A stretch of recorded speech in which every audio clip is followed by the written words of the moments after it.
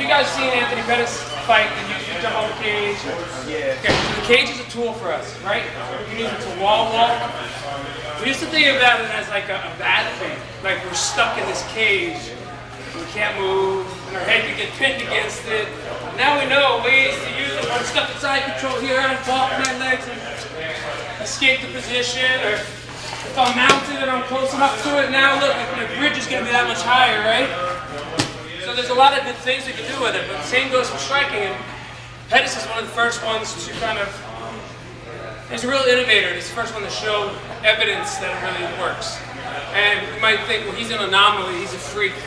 He does it so well, and I could never do that. And I'm just here to say you can. Just technique. So, this could be done anywhere, what I'm about to do. We're going to do first a knee, using the cage.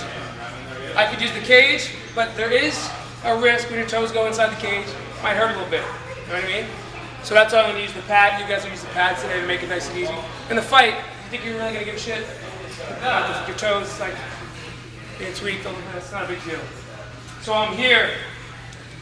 I'm going to throw 1, 2, or any combination, bop, bop, bop, bop, and push them against the cage. A lot of times we're going to push people against the cage to get them upright, or because I want them to kind of bounce off the cage. Like for example, for a shot, there's times we would push them into the cage just so I can go in, so they bounce off and then they fold on top of you, right? In this scenario, I just want to give you something to think about. Wow, bang! I go up, maybe Mike, can you go like this for a second? All these punches, I'm getting them think. I give him the push. Bang! You guys think that would work? Do you guys think that he would see it coming? So this was cool a year ago. Bang! Fake the right knee, throw the left. Essentially kind of the same thing, but because we're changing it up so drastically by jumping off the cage, he's not expecting it. If he defends it, was it still worth throwing? Yeah. Why? Because the judges love it. Like the crowd loves it. The crowd's gonna say, whoa, hey. So, any combination you want, give him a push.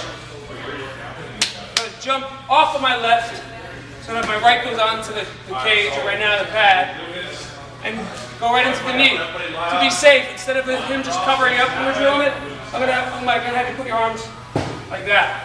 Good. Push.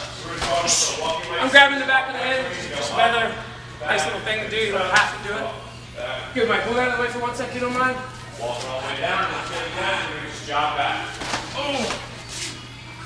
Man, that's all it is.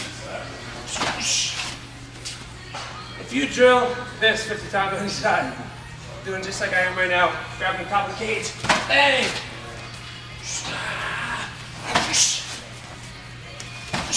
Which is what Pettis would do, you're going to have it. It's going to be fairly effortless. For example, I think Pettis said when he threw the kick at Henderson kind of circled out. So he jumped off the cage, planned on going into the knee, but I think he ended up going into the kick because he adapted and went with the flow. Anyhow, let's drill this, guys. 2 and 2, back and forth. Find a partner. One thing, we got like 8 stations, right?